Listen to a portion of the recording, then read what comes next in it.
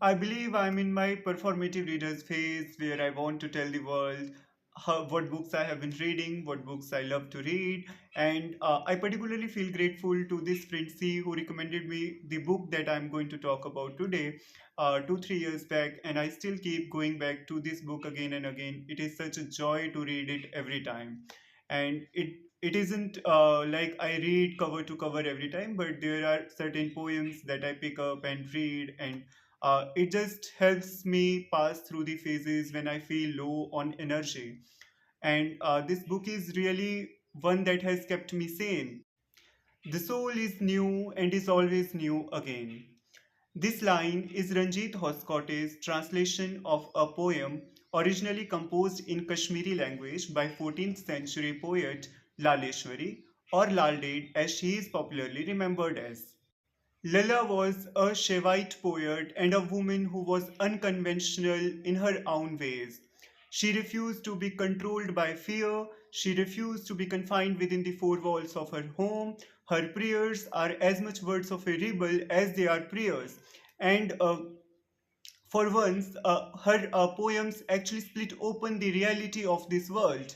She was born in a Brahmin family and married at a pretty young age, but she was also born to break away from anything that could confine her ever. She roamed freely in the streets of Delhi, singing works that have been awakening masses for many centuries now. Her poems did not promote religion but realization of being. She said, learning makes a man stupid. The master is one who unlearns. And through poems like this one, she has been able to show us how to see this world actually.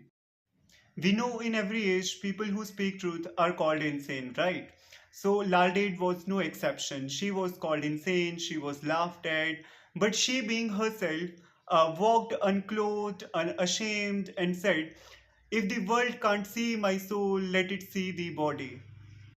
Through her works and through her devotion, she almost became divine. She dissolved the line between the seeker and the sought, between the man and woman, and she proved that it is the realization of reality that leads to enlightenment. And that is why her works still matter. Take this one for instance. She says, when will you stop repeating the truths and start living them actually? Uh, she speaks to us, doesn't she? I suggest you read the book yourself, and you may not find the answers, but you will find the clarity that you need in your life. And let me know in the comments if you found this video interesting, and more than that, if you found Laleshwari interesting, if you didn't already know about her. And see you in the next video, maybe.